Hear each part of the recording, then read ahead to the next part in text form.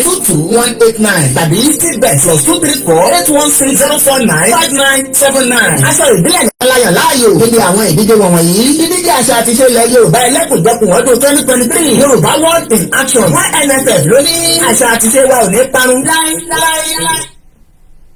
ènìyàn tí wọ́n ń pè lórí ìṣà Ìgbòho ìṣà Sunday ní Àdìsá tó bá rókù kì í sá ọmọ Adéyẹmọ ẹni tí ó bá mọ Sunday Ìgbòho Adéyẹmọ kò dáyọ̀ mọ́ oyin ní kí máa já sọlá ọ̀la mi wọ́n nínú ìbẹ̀rù òsì bọ́lọ́dọ̀dọ̀ ibi kókó làbọ̀ká alẹ́ ta ọ̀tá bàbá Yọ̀mídé bàbá Ronaldo Sunday bàbá Dámilọ́lá Ìgbòho àkàndá ọkọ̀ Adérọ́pò tí ó fẹ́ràn ìyànjẹ. Ìgbòho Sunday mo kí ẹ kú ayọ̀ Ìgbòho Sunday ọjọ́ bí ẹ ọmọdé mọ Ìgbòho Sunday wàá ṣe kúta ọkọ̀ Adérọ́pò. òkìjà kọlà láyé lábẹ́ ẹkùn tagiri gbéra níjà.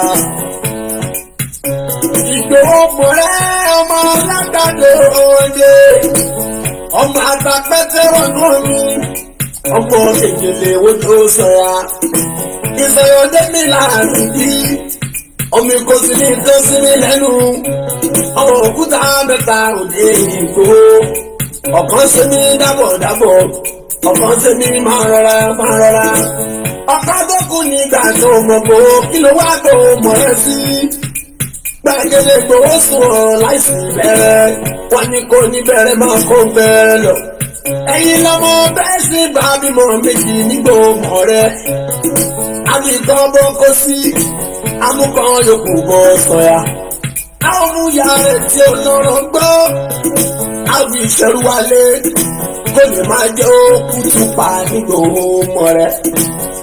májà sára ọmọ wàràmọ̀jẹ́ ọmọ onílé ọ̀la wàràmọ̀jẹ́ ọmọ onílé ọ̀la wàràmọ̀jẹ́ ló máa ń wọ àṣejì wòlí wọ́n ṣe ségesège wọ́n láwọn onígbọ̀mí kó símú àwọn onígbòho sọ̀rọ̀ àwọn ẹsẹ̀ ojú kò fírí gbogbo wọn gbòmí kó símú wọ́n sì gbòho sọ̀rọ̀ àwọn ẹsẹ̀.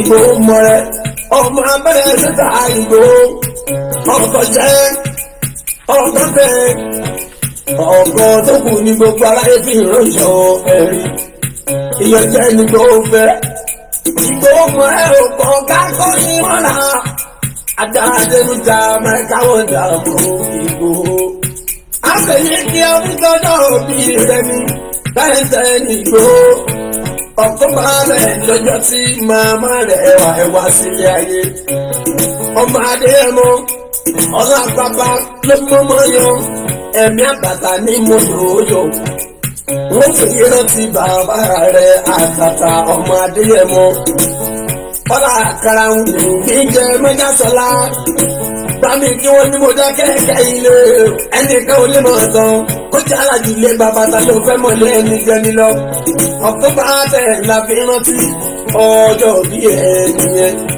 ọjọ́ tó lọ kò lẹ́nìkan ìgbìmọ̀ rẹ̀ kó jẹ́ ìgbẹ́ mi ní sáà fún gbogbo àgbàjọ pẹ́ láyé.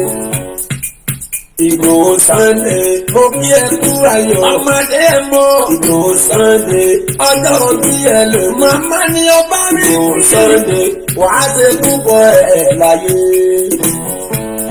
Òṣòro kọ̀ṣọ̀ wọ́n kí ẹ Ìgbòho Sunday pé ó kú ayọ̀ Ìgbòho Sunday ọjọ́ bí ẹ lè ní mo wí.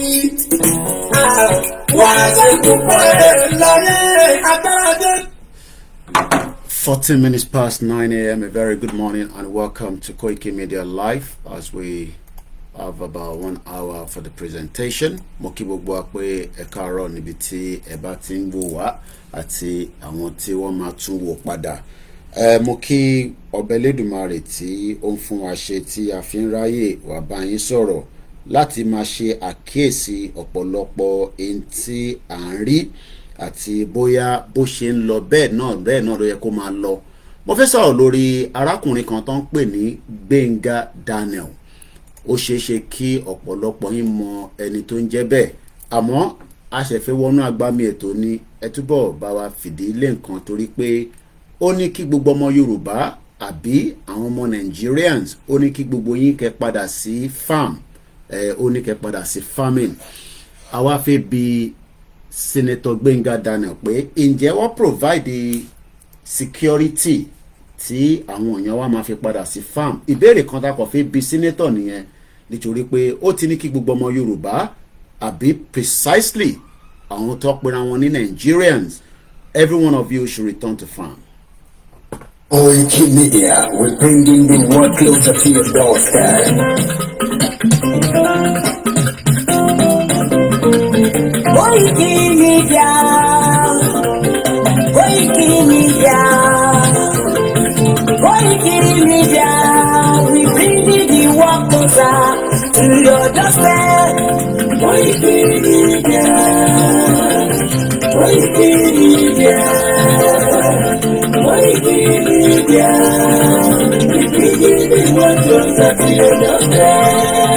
Àwọn sọ́lára àgbà yìí náà, àwọn ló máa ṣáàtì èdè.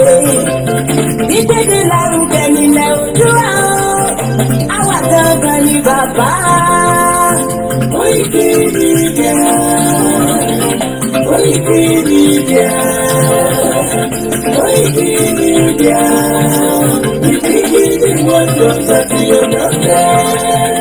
Bẹ́ẹ̀ bá ṣàbí wetin we carry for her. Ọtí lè mú closer before dem go sabi. I said dem never know wetin we carry for body. Ọtí lè mú closer before dem go sabi. Ọ̀gbìn lọ lọ́jà ẹyẹ ìhun ló ló lajú. Ẹyẹ tó lọ rí kò tó kí àdó ọgbẹ́gbẹ́ lẹ́nu. Ká ṣiṣẹ́ fún ilẹ̀ bàbá wa. Ká ṣiṣẹ́ fún ìlú bàbá wa. Kájùmọ̀ sowọ́pọ̀ ká lè tó dúdú àga. Òdúdú ọkọ̀ bá lè gbé wá. Ọmọ òdúdú á ṣe kiri. Ẹ̀yìn dé fún ẹ̀tọ́ adúláwọ̀. Ká lè jọ jùmọ̀ gbé. Délẹ̀ ilé rí. Àwa lè gba ògo ilẹ̀ wa. Ká ṣiṣẹ́ ká lè jọ gbàdé. Ká lè gbàdé adé adúláwọ̀. Àwa ni mọ̀lẹ́ tí yóò tàn káàkiri. Ìyàwó ìlú wa ni wá. Koiki Media, àwa là ń gbé tó lárugẹ. Ètò tó gbójú owó, ìwà mọ̀lẹ́bí. Kásá.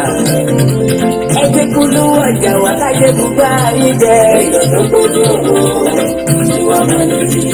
À ń gbé tó lárugẹ, à ń gbàsà lárugẹ. Ètò tó gbójú owó. News and sports, ẹ máa rí gbọ́. Ọmọ Ìjẹ̀bú alárẹ̀ ni ló ní kí n máa gé dandan. Koiki Media, ọ̀rọ̀ lágbájúmọ̀ mi. Máa bá sẹ̀rẹ̀ lọ. Ọmọ Yorùbá ni ọmọ Yorùbá tata wọn. Àǹtájú rẹ̀, ọmọ Ìjẹ̀bú alárẹ̀ mi. Ṣé ìlú ọmọ fi dìbò ọbẹ̀ mọ́ lọ? Ẹ̀yin lọ́mọ onígbò máa ń dé. Ẹ̀yin lọ́mọ ọ̀gájú tí ó gbọ́dọ̀ wọ. Àjèjì tó bá wọ bẹ̀ á tẹ̀lé ní ẹ̀bọ̀ra. Ẹ̀yin lọ́mọ náwó òyìnbó tó dé. Ìgbà tó yìnbó dé o, owó náà dẹ́kun pọ̀ sí o. Koiki Media, sáwa ní bàbá.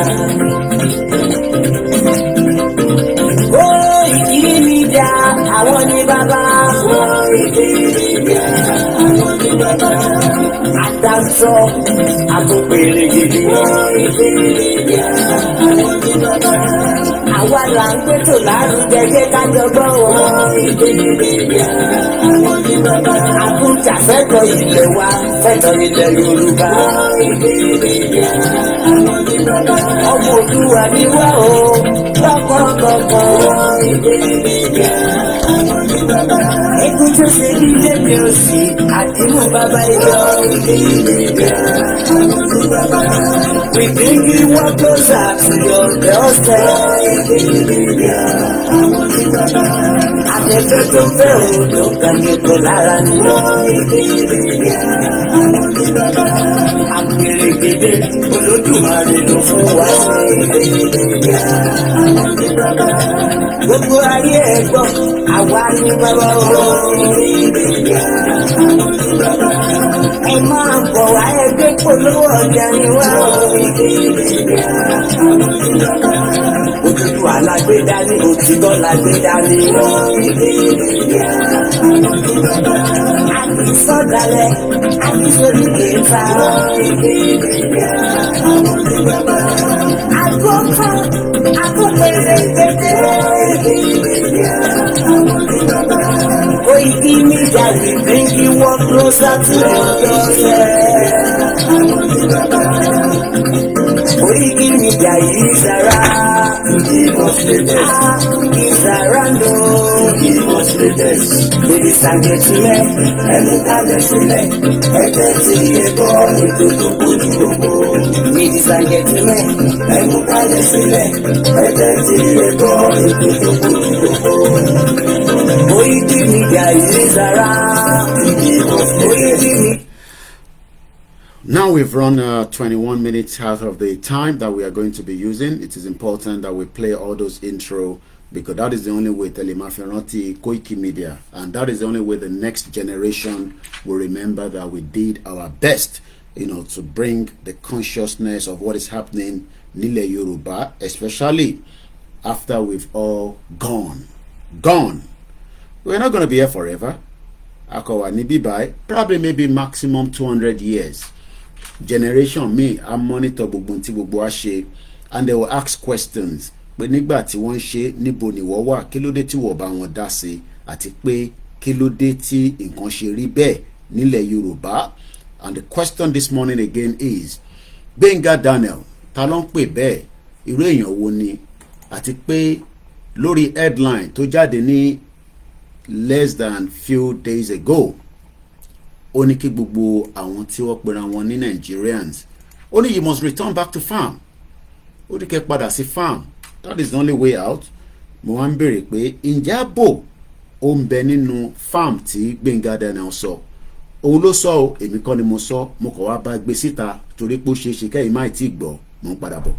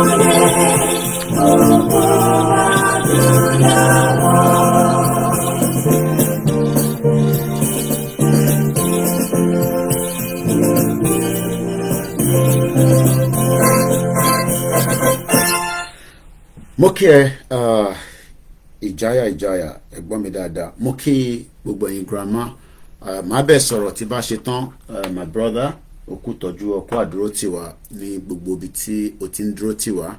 I know you were busy, you couldn't return the call, but màá pẹ́ tí bá parí program. It's been a very busy as usual, but we are grateful that we are still here, even in the midst of as many people tí wọ́n rò pé bóyá the Yoruba nation will fade away, the Yoruba nation will go, the Yoruba nation will definitely not go anywhere. But it is just that many Yoruba people will die before we get to Yoruba nation, and it's a fact. People die. Níjẹta èèyàn márùn ló kú ní London in the fire. So ẹ̀yin náà máa kú because ní oúnjẹ jẹ, ní security, ẹni ní welfare, and they will be telling you all kind of lies upon lies upon lies. So tá bá ń sọ fún yín pé ẹ máa kú, kò sọ́gbọ́n ẹ máa kú náà ni, torí pé that's the fact. Ibi tẹ́bi bá ti ń pààyàn títí ó máa ṣubú á kú. Tẹ́ bá lọ sí hospital ẹ kú. Mo rí lórí Instagram tí bọ̀bọ̀ tí òun náà, you know, is an influencer lòun náà. Saw it on Linda Ikeji this morning. Let me see if I can pull that out. Okay, gentle Wi-Fi me. It's just 25 minutes past 9 a.m. I won't be mentioning names because it's gonna take me away from the time which I don't have this morning. You know, but mo kí gbogbo wa pé ẹ káàárọ̀, ẹ káàbọ̀ sórí ètò ibikíbi tí ẹ bá ti láǹfààní àti darapọ̀ mọ́ wa. Ọ̀rọ̀ Gbénga Daniel ni mo gbé wá bá gbogbo ọmọ Yorùbá láàárọ̀ yìí. Ọmọ Yorùbá náà lòun náà. Ìyẹn kan ti sọ fún mi, ó ní brother, you don't have a job. This na London, oh, you need to get a job. You need to get going. You need to get learning, living. You know, lọ́kàn rẹ̀ mo níṣẹ́. Ẹ mọ̀ pé bóun ṣe ń ronú nìyẹn. But kí la fi sọ síra àwọn èèyàn bẹ́ẹ̀. At least mo jẹun sùn lálẹ́ àná. Ebi ò tẹ̀tí pa mí torí tí mo jẹ lánàá kò tí digest. I've lived there for 25 years. Kò likely pé ìyà máa jẹ mí. Mo bá máa ṣiṣẹ́ kò sí tó kan government. Mo kúkú gbawó lọ́wọ́ government. I don't have access to public recourse. But one thing is, lórí ibi tá dúró yìí, níbi tèmi dé nílùú yìí, ebi ò lè pa mí. But ẹ̀yin tẹ́ wà lé, ebi máa pa yín. Torí pé ẹ lè lọ sí farm. You can't go to farm. So many of you will die before your time. And according to WHO, the life span of Nigerian today, life expectancy in Nigeria leni, I'll tell you, the life expectancy in Nigeria, pé tí bá ní ẹ máa kú yẹn kò mean pé anything, èèyàn kú lójoojúmọ́, so èèyàn ṣe big deal. So, you know, èèyàn ṣe pé fún yàn.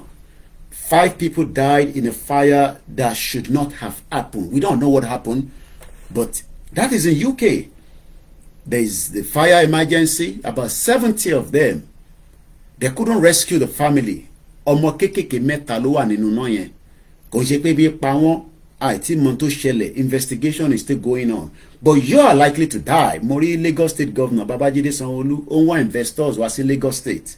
It's good. We need a lot of investors. But mo rò pé investors máa lọ sí farm láti sọ fún yín pé kẹ́ wá lọ ṣe farming. So let me tell you, ẹ̀yin tẹ́ ń wò mí tẹ́ wà Nigeria, right? You can, mo dẹ̀ pé mi nìkan lẹ máa ń bú, kò tẹ́ ń ṣe mi mo Daddy Freeze láàárọ̀, mo realize pé even Daddy Freeze get bashed.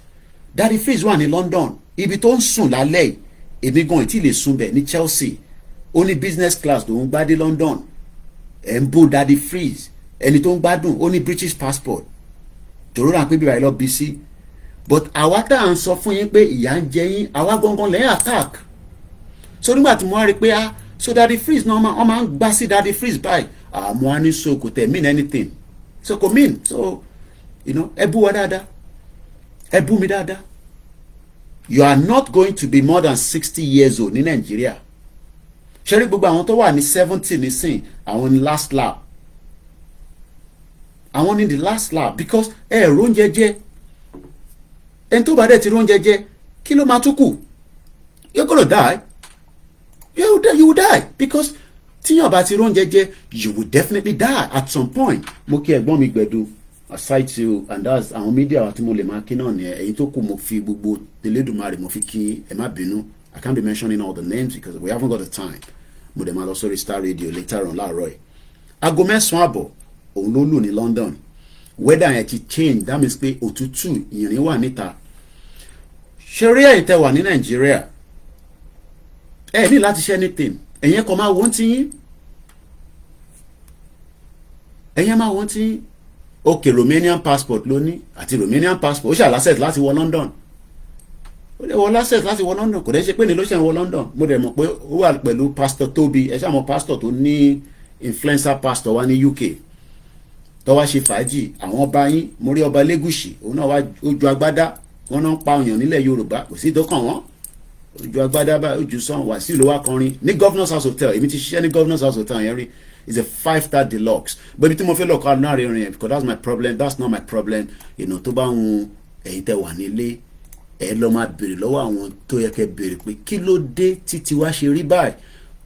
Kò tí dé stage yẹn lẹ́ṣẹ̀ṣì ń sọ pé kò tí kàn yín, but kó tó kàn ẹ̀mí ó máa pẹ́ torí pé èmi ò gbé ní Nàìjíríà. I am not living in Nigeria.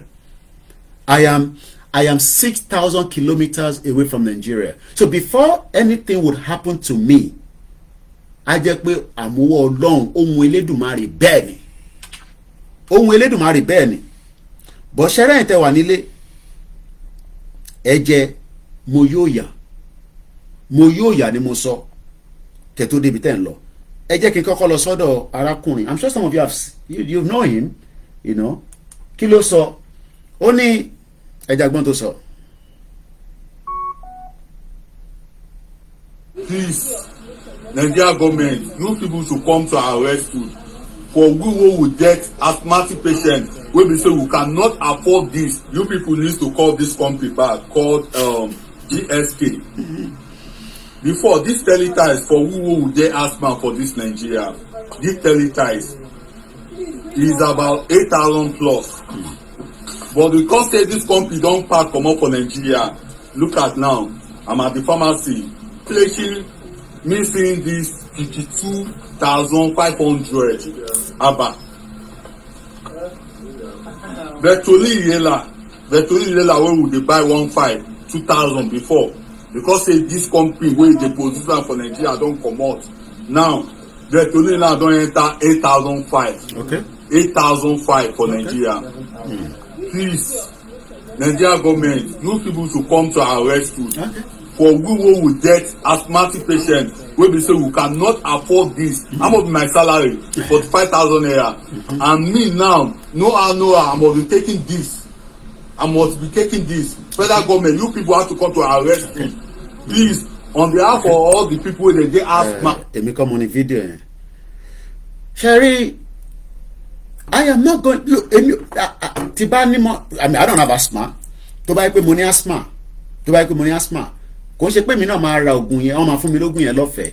But mo sì lè struggle within the UK torí mo ní access pé kọ́ ní kí n lọ ṣiṣẹ́.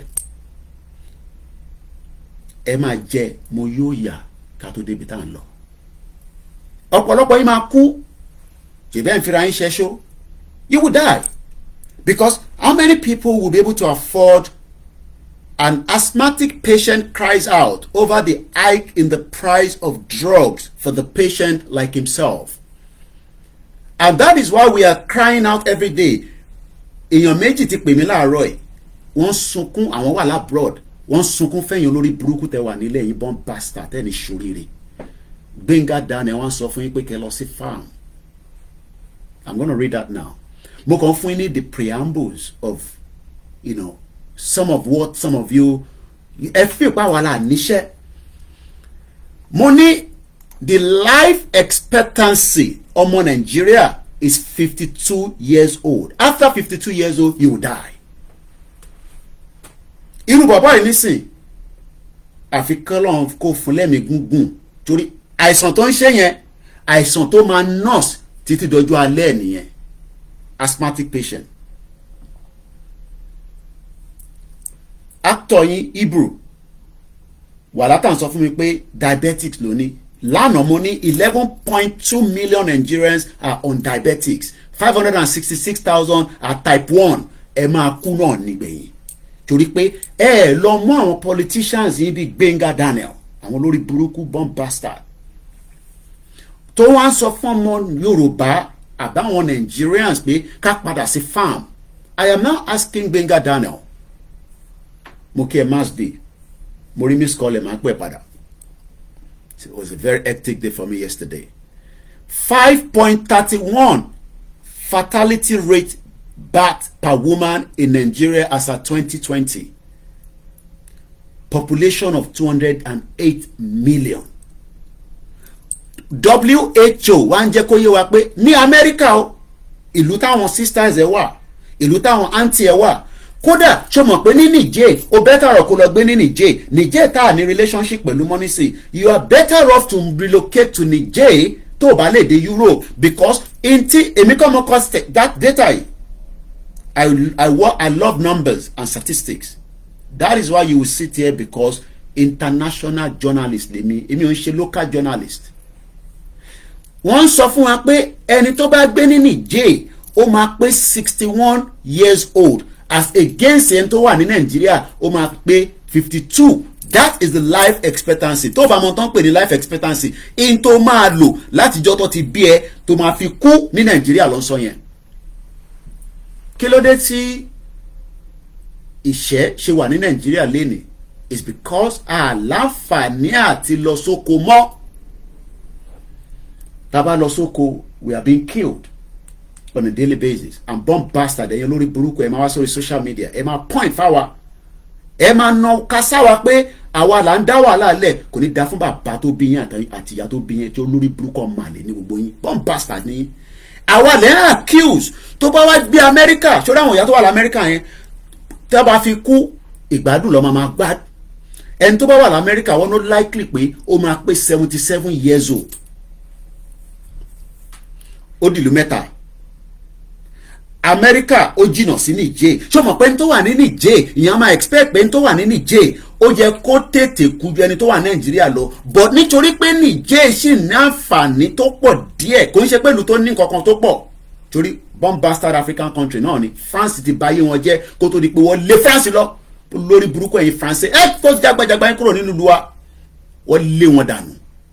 But ẹ̀yin ò fẹ́ lé irú àwọn Gbẹ́ngà Daniel dànù tó lórí burúkú ni Gbẹ́ngà Daniel. Òun lè máa sọ fún ọmọ Yorùbá pé ká padà sóko ṣẹpẹtẹrí àbí whatever tó pé tán òkú ti sùn lọ.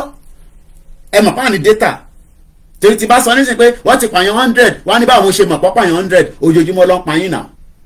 Kò ń ṣe gbogbo èèyàn tó wà nínú oko ló ti pa. Many people are dying because ẹ lè tọ́jú ara yín mọ́. You are not able to look after yourself. Ẹ ṣáà rí olóyè Ìgbòho ní Germany. Ẹ jẹ́ òun gbádùn ayé ẹ̀. Ó lọ́mọ lọ Germany. Ó lọ́mọ káàkiri níbi tó láwọn ọmọ ẹ̀ sí. Kọ́lọ́ba dúró tì. Kò likely pa àwọn ọmọ ẹ̀ máa need the medical assistance tí Germany ò ní fún. Germany is one of the best place tó bá ṣe bẹ́ẹ̀ ní olórí burúkú Akérédolú ọmọ àlè. Òun á gbéra lọ sí Germany lọ gba treatment. Ilẹ̀ Yorùbá ń bẹ níbẹ̀. Akérédolú ò lè treat rẹ̀ because they are all bomb bastard. Olórí burúkú ni gbogbo wọn. They are bomb bastard.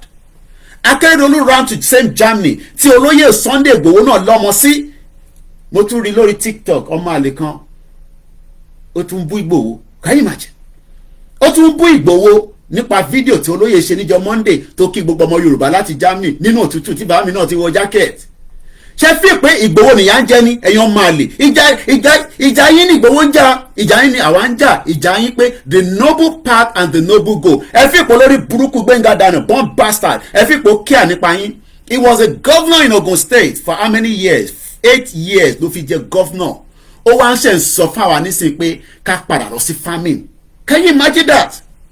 Can you imagine this bomb bastard olórí burúkú ọmọ Yorùbá yìí? Ó ń sọ fáwa pé ká padà lọ sí farming. Wọ́n ní wọ́n ń pààyàn lójoojúmọ́ lóko. Olórí burúkú ààrẹ ò sọ fún Tinubu pé bó ṣe ń pa àwọn ọmọ Yorùbá yìí ò dáa, ẹ jẹ́ a kó security wọlé. Ẹ̀yin lẹ máa dìde when the time comes. Ṣòwòrẹ́ ti sọ lánàá again. Revolution tẹ́ ẹ fẹ́ yẹn ó máa wáyé àsìkò tó fẹ́ dé.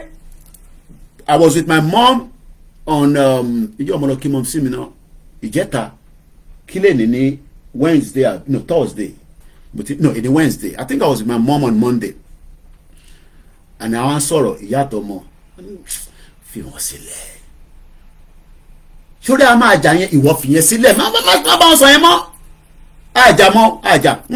àjàmọ́ education tí màmá fún ilé ilé màá dẹ̀ máa fi èpè màmá fi ránṣẹ́ sí yín olórí burúkú nìyí torí tẹ́ ẹ̀ bá ń ṣe olórí burúkú ni Gbẹ́ngà Daniel máa sọ fún ọmọ Yorùbá àbí gbogbo Nàìjíríà pé ká padà sí famine. When the terrorist is already killing us on a daily basis èmi kọ́ mo sọ ẹ jẹ́ kí n kan tó sọ fún yín torí pé kẹ́ máa ní mi ni mo sọ. This was reported on the 5th of November. Many newspapers ti gbé tẹ́ bá lọ sí orí Google tẹ́ bá type in it is time to return to farming Gbẹ́ngà Daniel ó máa gbé 1.4 million result jáde in 47 seconds. Food production go back to farm Gbẹ́ngà Daniel ó ní go back to farm ó ń sọ fún èèyàn ọmọ Yorùbá pé kẹ́ padà sóko ṣé ìwọ ò fẹ́ lọ sí farm tí bá bí anything, are you not ready to go to farm? Ǹjẹ́ o lè lọ sí farm? Kí ló ń ṣẹlẹ̀ ní farm tá a fi lọ sí farm tí olóyè Ìgbòho fi ń sọ pé nǹkan kan right? Ẹ̀yin gómìnà yẹ sọ̀rọ̀, ẹ̀yin former governor yẹ sọ̀rọ̀, ẹ̀yin senator yẹ sọ̀rọ̀, ẹ má kọ̀ dákẹ́, ẹ má wò wá ràn. Ilẹ̀ Yorùbá wá di ibi tí ebi ń pààyàn láàárọ̀ yìí. Ẹ wá ń wẹ̀ tó máa sọ fún yín pé kẹ́ lọ́jà kò ní dá fún yín, èmi ò ní sọ ẹ mọ́. Bó bá wùn kẹ́ bá ara yín jà, bó bá wùn kẹ́ má jà, èmi wà 6,000 kilometers away from Nigeria. Wọ́n bí bàbá ńlá Fúlàní kó wá jí mi gbé nílùú yìí, á jẹ́ pé MI5 ti compromise. In tó bá mú Fúlàní wá jí mi gbé nínú ìlú yìí, MI5 ìlú yìí wọ́n ti compromise. A dẹ̀ ti lé Sule Braveman, a ti lé lọ nítorí pé kò mọ̀rọ̀ sọ, ìyẹn Home Secretary wa. A ti lé dànù, a ti sákẹ̀. Òun náà ti kọ episode rẹpẹtẹ lánàá. A ti lé, òun ló ní kó máa kó àwọn èèyàn lọ sí Rwanda. Òun fúnra rẹ̀ náà foreigner ni nílùú yìí o. Foreigner ni, àwa ti lé, àwa máa ń lé wọn ni. Torí pressure cooker la máa fún prime minister wa pé tó ò bá lé Sule Braveman, àwa gan máa make sure pé ò ní rí vote wa ní January. Ó dà pé a máa dìbò ní 2025 nílùú yìí. So ó ti lé dànù. Ǹjẹ́ wọ́n lè lé Gbénga Daniel lọ? Ta ló ń pè ní Gbénga Daniel? Ẹlòmíì ọmọ tó ń pè ní Gbénga Daniel. Ẹlòmíì ò tẹ̀ rántí ẹ̀ mọ́. Ṣé rántí pé ó wà lára àwọn tó máa ń sọ pé is an engineer, olórí burúkú gbogbo náà lè engineer. Engineer tó yẹ pé mi dé Olúmọ rock. Mo dé Olúmọ rock. Lift ò ṣiṣẹ́ lọ sókè. Wọ́n náà ló ṣe. Bomb bastard. All this bomb bastard. Àwọn olórí burúkú àwọn. Ṣé Yorùbá làwọn ilé iṣẹ́? Ẹ jẹ́ ká kọ́kọ́ lọ wo. Ta ló ń pè ní Gbénga Daniel? Who is Gbénga Daniel? Is 67 years old. Láwọn tó gbafẹ́ tó jayé, because àwọn ilé jayé during that regional government. Wọ́n jayé now. Gbénga Daniel is a Nigerian politician. They all bomb bastard. Ó lè ní gbogbo wọn. Politicians. Ní lọ sọ̀kò pa àwọn politicians yìí. Àwa lẹ fẹ́ sọ̀kò pa. Nítorí àwa là ń sọ òtítọ́ kò ní da fún bàbá ńlá yín. Ní ṣoríire ẹ̀yàn máa lè yẹn. Àwa lẹ ń fi pain ní Nàìjíríà lẹ fẹ́ fi mú. Ṣé mi lẹ́yìn kẹ́ máa fi mú àbírú Gbénga Daniel àti Amosun àti gbogbo wọn bẹ́ẹ̀ lọ àwọn olórí burúkú tó ti bayé jẹ́. They are all criminals and they are never ready to go.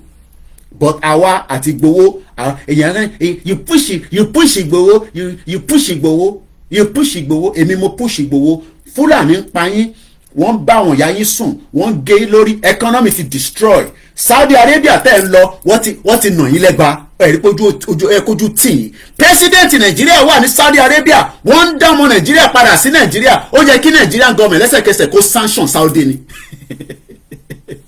Ó yẹ kí federal government of Nigeria Tinubu ti kúrò ní Saudi asat àná bí ẹlọ́sẹ̀ máa fẹ́ máa gbéra níjọ́ Sunday plane Nigeria land sí Saudi Arabia wọ́n cancel gbogbo visa 264 nígbà tí ambassador wa bí ẹwọ́ dá sí pé ẹ má dojú ti Tinubu náà Jagaban ebi Jagaban yín náà nìyẹn. Jagaban wà ní Saudi Arabia disrespect Nigeria ẹ̀yin olùṣẹ́yàn máa lè nírí yẹn sọ sí bomb bastard kò ní dá fún yín mo kẹ́ easy dollar ẹ̀yin olórí burúkú máa lè àwa lẹ́lẹ́dìí mọ́ yẹ máa wá pẹ̀lú tẹ́tẹ́ ń kọ́bọ̀ glo yín ẹ̀ ń fara wọn tó wà lábroad ṣẹ̀rẹ́ wọn tó wà lábroad táwọn bá ń bú mi ẹ fi wọ́n sílẹ̀ èmi àti wọn jọ ń gbádùn ni. Tó bá bí wọn dáta bá pàdé ní títì kọ́nà ẹ̀ṣẹ̀ sí mi èmi ò ní náà ṣẹ̀ sí mo máa fáìnì ẹ̀ ó máa san gbèsè ló máa san kó tó kúrò ní London torí èmi ò ń bá yànjà nílùú yìí 25 years mo ò nàṣẹ́ síyàn rè but sórí ìwọ tó wà Nàìjíríà tó ń bú mi yẹn ìyá jẹ ṣégèsì ó bẹ́tà kó relocate lọ sí Niger because you are better off in Niger because ó máa gbé better than Nigeria tó bá wà ní Niger. Saudi Arabia sọ pé fuck off ẹ má bínú fún language yẹn láàárọ̀ ẹ̀ ó ní kí ló ń pè Nàìjíríà ẹ cancel gbogbo visa wọn máa lè kí ló ń fẹ́ wá ṣe ní Saudi Arabia táwọn abáyọ̀ sọ fún yín pé àwa náà ní nǹkan tí Saudi ní ẹjẹ́ apọ́n ti wá lé. Allahu Akbar Allahu Akbar Allahu Akbar Quran mi nìyẹn lòṣì inú ẹ̀sìn Muslim lọ bí mi sí your bomb bastard. Saudi disrespect wa Saudi Arabia wọ́n disrespect Nigeria ó jẹ́ kí Tinubu lẹ́sẹ̀kẹsẹ̀ kó sọ fún Saudi Arabia pé right now àwa náà máa dá padà fún yín kò lè ṣe èèyàn máa lè mo kí ẹ Axoba mo ní dárúkọ ẹ mo ti rí ẹ ń bẹ ẹ̀yin bomb bastard èmi lẹ ń kọra mọ́ èmi tẹ̀mí gbádùn London mo bá máa ṣiṣẹ́ for iṣẹ́ tí mo ti ṣe nílùú yìí mo ti ṣiṣẹ́ ×3 nílùú yìí ×3 mo bá máa ṣiṣẹ́ for the next 10 years màá gbádùn kú ni kódà kí n má tẹ̀ wá lówó lọ́wọ́ ìyá mi ti ṣiṣẹ́ house of laws ni mọ̀mísí mi fi ló ti retire on medical ground wọ́n san pension fún màá sì máa sọ fún mọ̀mísí mi pé owó oúnjẹ ẹ máa fún mi o ó láti fún mi à ń bọ̀ sí bọ̀ sí mo lẹ́gbọ̀n ní bíbá mo láàbúrò ní bíbá àbúrò mi padà wá sí nàìjíríà nígbà tí olórí burúkú jí babájídé san àwọn bombas àwọn olòṣì ẹ̀yin Lagos Union ẹ̀rí bọ́ ṣe disrespect yín wọ́n gbé event Lagos wá sí Lagos sí nàìjíríà sí London wọ́n ẹ mọ̀ kó wọ́n sọ fún àwọn Lagos State Union wọ́n disrespect organisation tó ń pè ní Lagos State Union àwọn ẹgbẹ́ táwa fún ní ọ̀wọ̀ nílùú yìí wọ́n disrespect wọn because babájídé sanwó-olú they are all bomb bastard wọ́n ọ̀kà wọn kú. That's another topic for another day. ẹ rántí pé mo lọ sí event I don't go out but irú Lagos State Union gbọ́dọ̀ fẹ́ ṣe nǹkan tí ìyá tèmi náà wà lára tó jẹ́ member I was there. wọ́n wá ṣe event kan ní London Sanwó-Olú ó wá ọ̀nà wa showcase London ṣé mọ̀ pé wọ́n sọ fún àwọn tó ń pè ní Lagos State Union ní UK yìí ẹgbẹ́ tó ti wà for 30 years tó dẹ̀ pé Lagos State Governor tó bá ń wà níbẹ̀ òun ni patron wọn àníwọ̀ value diaspora olórí burúkú ni gbogbo wọn they are bomb bastard gbogbo àwọn politicians yẹn wọ́n ní ṣàǹfààní olùṣí ní gbogbo wọn. bẹ́ẹ̀ni London Mayor Show wọ́n sọ fún organisation kan tó ń pè ní UK ní the Lagos State Union tó ti operate for 30 years kó lórí burúkú Babájídé tó débẹ̀ ó wá náà ń wá investor ẹ̀ ń wá investor ẹ̀ máa rí lóòótọ́ ẹ̀ máa tanra yín they are all liars èmi ti wà nílùú yìí gbogbo kíní yẹn wọ́n fi kówó jẹ ni they are born bastard olórí burúkú ni wọ́n ṣe Ṣèyí Mákindé náà wá ṣe kan láìpẹ́ yìí I have lived to witness all the diaspora saying they are doing business something they are doing is all lies but ibẹ̀ kọ́ mo fẹ́ lọ Gbénga Daniel mo bí wá bá yín ẹ jẹ́ ká lọ bèrè pé ta ló ń pè ní Gbénga Daniel. Gbénga Daniel is a Nigerian politician who served as a senator for Ogun East since 2023. He previously served as the governor of Ogun State from 2003 up to 2011. Mo wá ń bí gbogbo ẹ̀yin ọmọ Ogun State láàárọ̀ yìí. Mo ní ṣé nígbà tí Gbénga Daniel wà níbẹ̀ ǹjẹ́ eré àǹfààní jẹ́ débi pé ó ṣẹ̀wá ń sọ fún wa nísìnyí pé ká padà sí farm. Only Nigerians should go back to farming. Èmi wá ń béèrè pé ṣé farming tìlú òyìnbó ló ń sọ ni àbí ti kódà tí a mọ̀ pé bí ogun ṣe ń lọ ní Ukraine àwọn farmer àwọn wọn make owó. Mo ní ó bẹ́ mo sì mi tẹ̀tí ní kí n má máa sọ yẹ kí n fi sílẹ̀ mo dẹ̀ love ìyá mi dáadáa. Ṣé a mọ̀ pé ogun lọ lọ́wọ́lọ́wọ́ ní Ukraine ṣé a mọ̀ pé àwọn farmers wọn better ju Nàìjíríà ló ṣe yẹn lọ.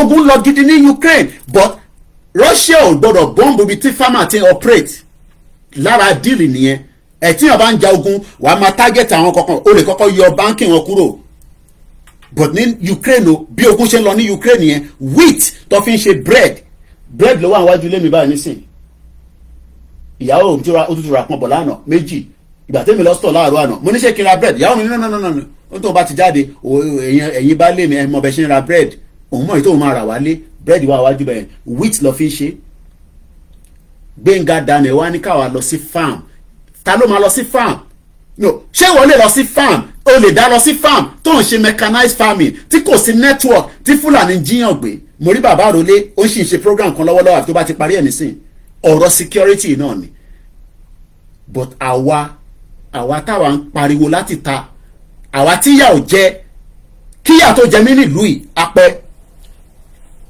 kíyà tó jẹ mí nílùú yìí ó máa pẹ́ torí pé kí ni mo wà nínú system kan tó ń ṣiṣẹ́.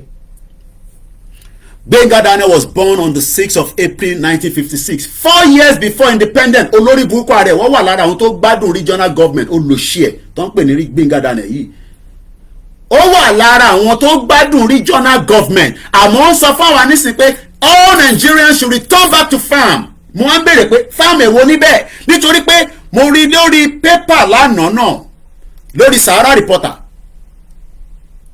ó ń lòdì lọ́wọ́ mo kúkú ti ní kẹ upgrade wa ẹ ti refuse pé ẹ dá wa lóhùn no problem àjọ máa lo phone báyìí so I dey show you anything mọ́ ẹ lọ́wọ́ Sahara Reporter headline lánàá headline Sahara Reporter lánàá Nigerian farmers now forced to harvest crops before due date in Zamfara community over farm invasion killing èmi ò mọ tírísì bí àsárà ti gbàbọ̀dé ni èmi máa bá Sowore sọ̀rọ̀ ṣé mo understand ṣé wọ́n ń bẹ̀rù Nigerian government lọ́sẹ̀ máa ń sọ pé armed herders kí ló ń pè ní armed herders kí ló ń jẹ́ bẹ́ẹ̀ these are èmi ò fẹ́ sọ orúkọ yẹn torí social media bororo terrorists là ń sọ yìí I have to speak to Sowore ó sì send message sí mi lánàá má pè lè fi máa ṣe tán pé kí ló dé táwọn reporter tẹ máa ń lo armed herders kò yé mi because these are not armed herders these are full blown terrorists tó bá understand nǹkan tó ìjọ púpọ̀ níyìn nílà káyè àwa la gbọ́dọ̀ máa break kan down fún yín ẹ̀kọ́ máa rí headline ni ọmọ tó ń sọ níbẹ̀ nísìnyí pé àwọn tó ní oko àwọn farmers ní Zamfara wọ́n ò jẹ́ kí oko yẹn kó ready kó tó máa harvest nítorí àwọn bororo terrorists ìyẹn ni Gbénga Daniel wọ́n sọ fún ọmọ Nàìjíríà pé kó padà sí farm and I'm asking myself ṣé àwọn people are they living in the real world ṣé wọ́n bá wa gbé ṣé wọ́n mọ tó ń ṣẹlẹ̀ ṣá ní gbogbo Nàìjíríà bó ṣe ń pa wọ́n ní north kò tẹ́mi lọ́rùn bó ṣe ń pa wọ́n nílẹ̀ Ìgbò kò tẹ́mi lọ́rùn bó dẹ̀ ṣe ń pa wá nílẹ̀ Yorùbá kò tẹ́mi lọ́rùn but ṣé àwọn people ṣé wọ́n ní understanding tó ń ṣẹlẹ̀ gangan àbí they are just living on their own space ṣé ayé tí wọ́n lọ́kàn ń gbé because it seems that they don't know what is going on in Nigeria anymore.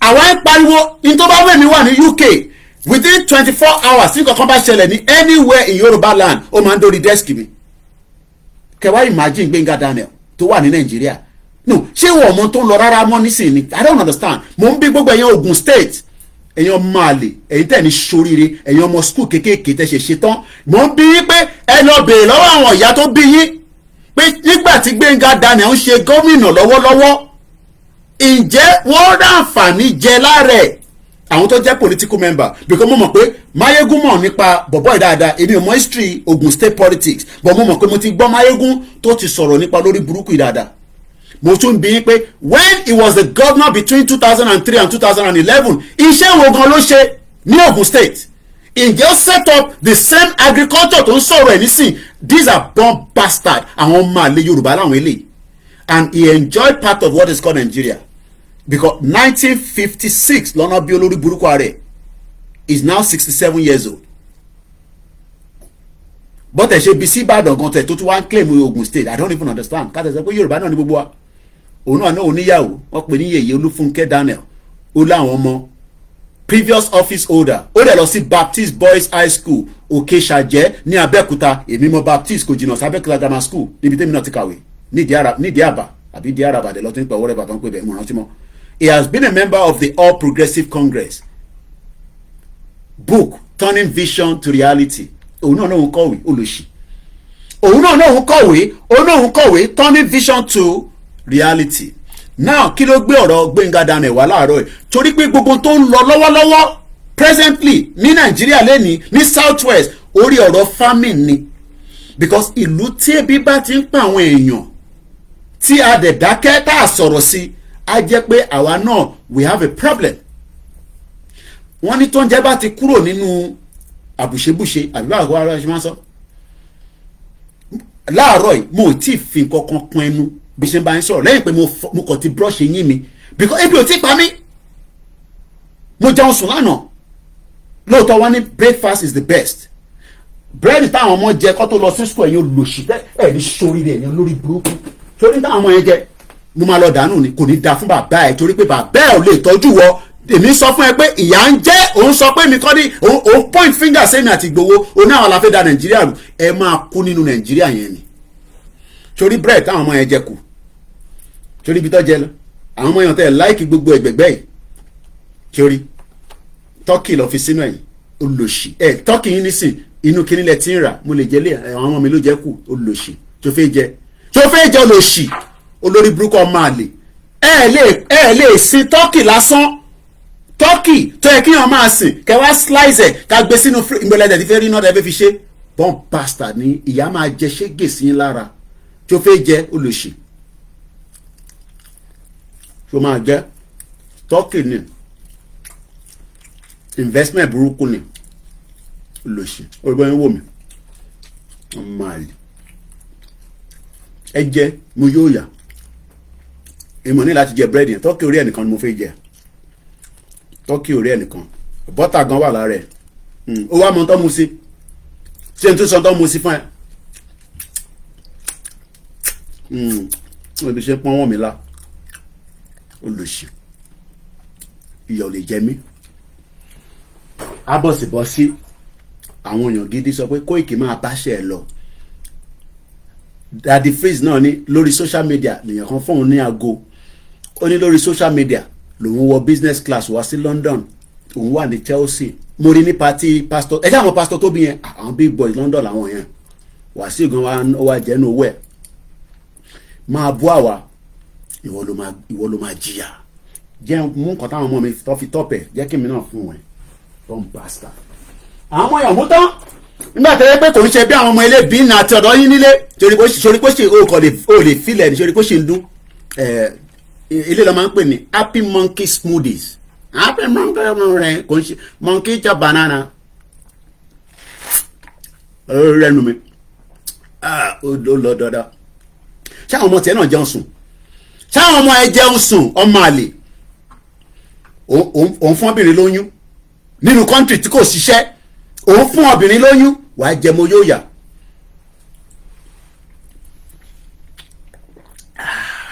ó débẹ̀ ó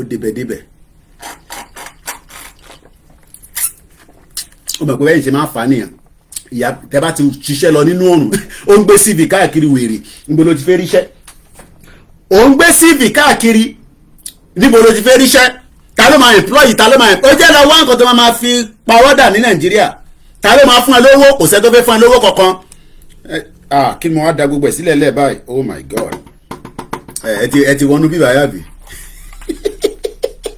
ṣé ó ń dùn yín ni ṣé mi mọ̀ràn yín ṣé mi ní Gbẹ́ngà Daniel kí mo ṣe wá da gbogbo ẹ̀ sára báyìí ẹ mo ní kitchen room a lọ mú kitchen room wa ẹ máa gbẹ́lẹ̀ lọ mo ti padà bọ̀ mo ì tí ì dé ẹja gbẹ́lẹ̀ ìpọ̀pọ̀ tó ní ta ló máa come to your rescue ta ló máa come to your rescue ó ní come to our rescue ta ló máa come to your rescue ẹ gbọ́ bọ̀ fún ẹ lẹ́ẹ̀kan sí ó ní come to our rescue ta ló máa come to your rescue. Nigeria government you people should come to our rescue for we wey we get asthmatic patients wey be say we cannot afford this you people need to call this company back called GSK before this teletype for we wey we get asthma for this Nigeria this teletype is about 8,000 plus.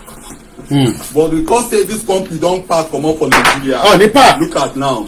wọ́n ní páàkì kúrò Nàìjíríà ìlú tó òṣìṣẹ́ tó ń wá dọ́là Dangote MTN àti many like 7 firms mo kí gbogbo yín tẹ́tí wọlé ìyẹn kan ní give me small technology ò tí ì débẹ̀ kù díẹ̀ ìjọ tó bá débẹ̀ máa send sí i. ẹ̀rọ tí ìtọ́ fún mi ní tó bá jẹ́ pé bí ń pa wá ni ẹ̀rọ tí mo gbà lánàá ní Liverpool Street ìyàwó mi gan gbà tí mo mú délé ó ní òtún lélẹ̀ ìbálẹ̀ mi mo ní porridge náà ni ó ní bá ní porridge lè mo ní lè yàtọ̀ mo ní sọ̀rọ̀ fún àwọn òyìnbó ló ṣe lè special one lélẹ̀ tó máa ń fún wọn ní Liverpool Street ó ní kíní yàtọ̀ ó ní ìbáwa náà ní porridge nílé ẹ tí ìjẹ́ tó wà nílé tán kí lẹ̀ ń gba porridge fún mo nígbà tó ń fún yàn lọ́fẹ̀ẹ́ buy one get one free ìtọ́ fún mi lánàá lélẹ̀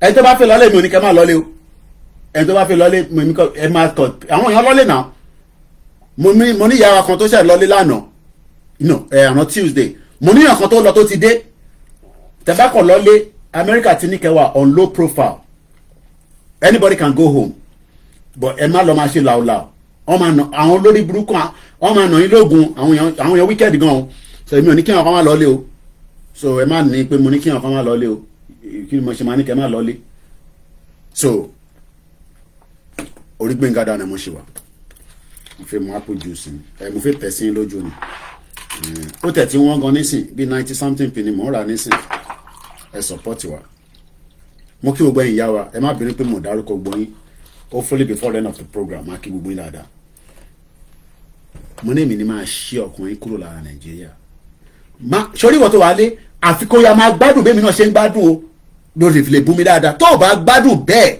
mo wo program kan pẹ̀lú wife mi lánàá apẹ́ka tó sùn èmi àti ẹjọ́ ń wo program kan lórí TV ẹ ṣàmọ́ nẹ́dù bọ̀bọ́ kan tó ń pè nẹ́dù ó máa ń ṣe podcast ó ń sọ̀rọ̀ nípa drugs ó ń sọ̀rọ̀ nípa depression bọ̀bọ́ kan náà wọ́n ní àpéyàn ló máa ń ṣe kinní kan fún Ọlámídé ram producer ni a lot of àwọn tó lówó Nàìjíríà cocaine ló ń fa cocaine ló fi ń gbéra èmi ò need drug láti fi gbéra torí mo wà okay ṣe fẹ́ mu ni tàdí mẹ́yìn kó wá mu tàdí mẹ́yìn kó wá mu id kabasa ni bọ̀bọ̀ yẹn mo gbádùn ọ̀rọ̀ yẹn gan àti ẹ̀ tí wo tán èmi àti wife mi àtúmọ̀tún wò lálẹ́ àṣìwòdì àfòyè I think that's the latest I just mo kọ nǹkan sùn mo jí mo sì rí pé wife mi ṣì wà wé ó tí sùn ní balẹ̀ ìyàwó mi làbájọ ń wo program yẹn lọ. Now let's come back to Gbenga Daniel 10 o'clock tìlù ọjọ́ yẹn kì í pẹ́ ẹ jẹ́ kí n lọ straight into it.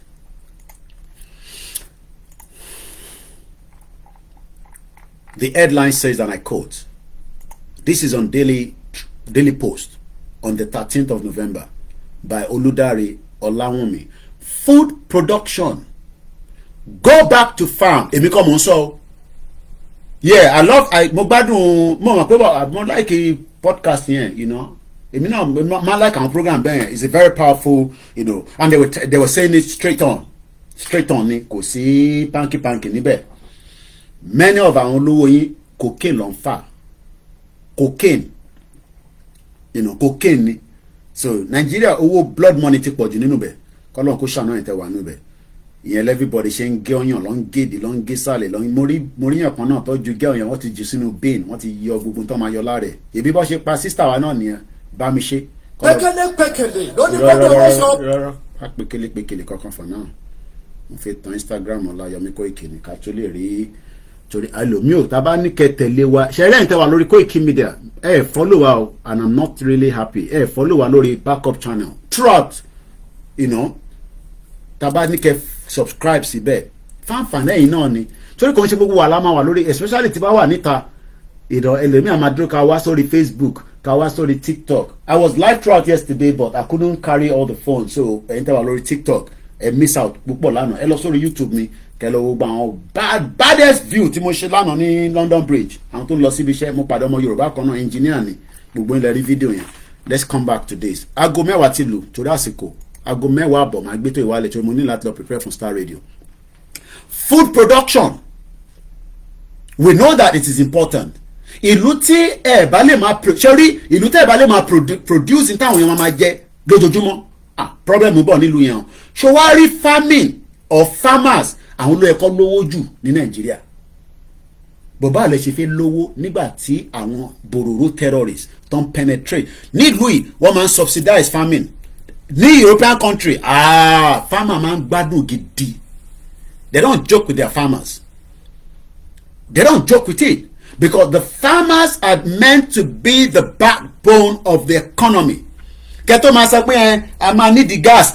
Look, ó sì lè survive without the gas. And I'm not joking. Nísìn, look, tí bá fi pé ẹsẹ̀ mi ni, tí bá fi pé òtútù mú mi, màá lọ wọ socks. Tí bá fi pé òtútù mú mi, màá lọ wọ kàràkú, màá dà sára. But oúnjẹ tí mo bá rí oúnjẹ jẹ nílùú yìí nínú ilé yìí ìjọ kan ọjọ́ méjì ọjọ́ mẹ́ta ọjọ́ mẹ́rin ká tẹ̀sọ́ pé èèyàn gbàwẹ̀ wíríbíríbírí ọjọ́ méje tó wọn fi di ọjọ́ kẹwàá láì ṣe pé èèyàn gbàwẹ̀ 40 days 40 nights kí ló dé ogún fédé nìyẹn á jẹ́ pé àwọn inú ẹ̀ máa bẹ̀rẹ̀ sí sọ fún ẹ pé wọ́n kọ̀ọ̀kan àwọn kan gbà ó straight on àwọn yẹn ti wà nínú another spiritual level but àwa débi pé tá a báyìí tí gbọ́n oúnjẹ báyìí gbogbo sensor wa ó ti lọ. Food is important. So in tó sọ right lóòótọ́ only go back to farm. Gbenga Daniel tells Nigerians to go back to farm. But ẹjẹ́ àbí lọ Gbenga Daniel pé as the government provided what it takes for the farmer to go back to farm. Mo kẹ́ ẹ̀ ń tẹ́wà lórí mixlr. That is just my question. Ǹjẹ́ Nigerian government of President Bola Ahmed Tinubu, the Jagaban, ǹjẹ́ ó provide security for us to go back to farm? Kí ló mú farmer ní Zamfara tó ń tètè ká èrè oko wọn before ìjọ tí ó máa due? That is another headline. Ìyẹn lánàá ẹ jẹ́ ká sáré ká ti Gbenga Daniel yẹn tán. Mo kí gbogbo alẹ́ nǹkan say very good morning and remember to support Koiki Media. It's voluntary. I love you all as well fẹ́yìntẹ́ love wa especially ẹ̀yin sisters wa ó bẹ̀rẹ̀ pé mo ti níyàwó ni lọ́wọ́ pé mo níyàwó n bá fẹ́ gbogbo yín ni but mo ti níyàwó so but I love you all, thank you so much. A former governor of Ogun State and the senator representing Ogun East wọ́n ní Ọ̀túnba wèrè ta ló fún wọn lọ́túnba, they all born bastard. Ọ̀túnba Gbenga Daniel has urged Nigerians Gbenga Daniel ṣé Gbenga Daniel níbi tó kàwé dé ṣé o máa mọ̀ pé kò sí kankan tó ń jẹ́ Nigerians ó mọ̀ náà ṣé intemi mọ̀ Gbenga Daniel onímọ̀ ni ó kàwé dáadáa but wọ́n kọ́dọ̀ máa sọ bẹ́ẹ̀ so that ẹ̀yin tẹ́ wà tẹ́ jẹ́mọ́ Nàìjíríà Koiki kí ló wá sọ pé àkínṣe Nigerians Ọ̀túnba ti sọ pé Nigerians ni wà òmùgọ̀. That is the 1914 amalgamation. Ó mọ̀ Gbenga Daniel mọ̀ ó mọ̀ ẹ lọ sọ fún pé mo sọ bẹ́ẹ̀ pé ṣé kò mọ̀ tán pé ó mọ̀ wọn lọ́mọ. They are all puppet of the West. Olórí burúkú ni gbogbo wọn pátápátá ló ń ṣiṣẹ́ fún àwọn òyìnbó. They are born bastards. Every single one of them are working for the West. Whether they are from the East, the Middle Belt, the South, they are all criminals. Criminals. Nigerians. What is Nigeria? Now we know. I was laughing all my head yesterday. Simon Ekpa used to run for Nigeria before. Go and see his Twitter handle yesterday. He was throwing back some images and said, I wasted my time for Nigeria. Just like some of us have done as well. Some of you that say, you have not wasted your time. No problem. Continue to nurse Nigeria. You will die at the age of 52, according to the WHO. And if you are living in Niger, you will die at 61. So you are better off to even move to Niger. Let's come back here. A former governor of Ogun State, senator representing Ogun East. Today is the 15th day of November 2023, 6 minutes past 10 a.m. This is Koiki Media Live. Mr. Koiki Shewa lórí program. I wonder program because I do a lot of programs. Sometimes I can't remember which of the program. Tẹ́ bá ti ń gbọ́ date and time. Time yẹn tá à ń sọ yẹn time London ni mo lè máa sọ time America mo lè máa sọ time Canada UK time sometimes we say Nigeria now ẹ̀yin wà 1 hour ahead so anytime we are 10 o'clock you are 11 o'clock and stop calling us at 5 a.m. because your time is 6 o'clock àwa ṣì ń sùn ẹyẹ fi ti disturb wa àfi tó bá jẹ́ emergency. People will be calling us while we are still trying to have that little nap ẹ láti rántí pé there is a time difference. Kò mí pé torí pé 7 o'clock ti lù ní Nigeria it is just 6 o'clock in UK. Stop disturbing your family.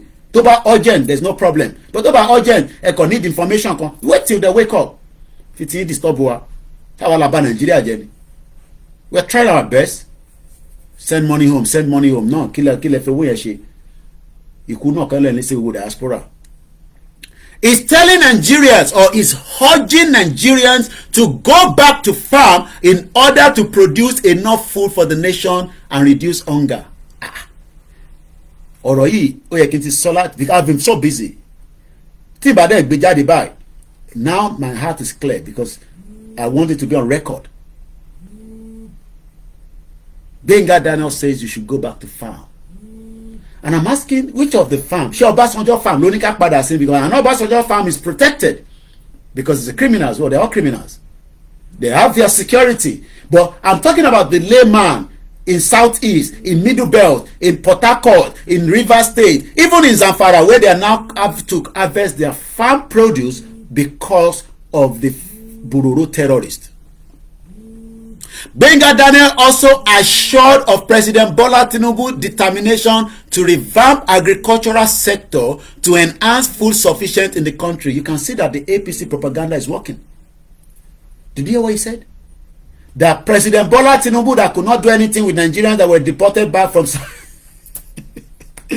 imagine deporting people from Saudi Arabia, Holy Land. Unbelievable. Nigeria is dead. 177 Nigerians were not allowed to enter Saudi Arabia on Sunday. They returned them back to Nigeria. At least they saw the airport. Hopefully they allowed them to come out of the airport, sit them down. But they'll probably be looking outside and then they put them back in the plane. And at least they went to Saudi Arabia. I don't know what went wrong. It just shows that there's a problem with our country. A country that took 264 passengers from Nigeria. The Saudi gave the visa. They checked them in. They boarded.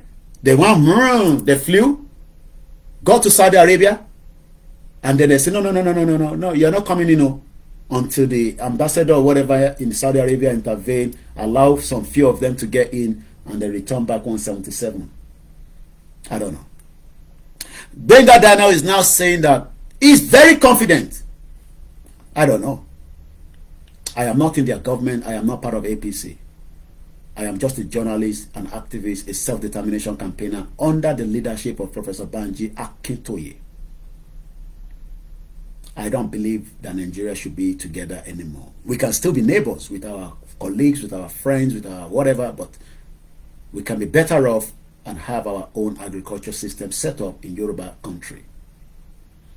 It says, and I quote, at 10 minutes past 10 a.m., London, 15th, 2023. Benga Daniel also assured of President Bola Tinubu's determination to revamp the agricultural sector to enhance food sufficiency in the country. Yes, we need a lot of food so that poverty can reduce. Remember that the same poverty is what Zulum said that Nigeria will be wiped off the map. Because all the IDP camp doesn't have food. And Boko Haram is taking advantage of that. ISIS is taking advantage of that. They are going into the IDP and they are recruiting the younger ones that will then wipe off Nigeria. I never said so. It is your governor Zulum that said so.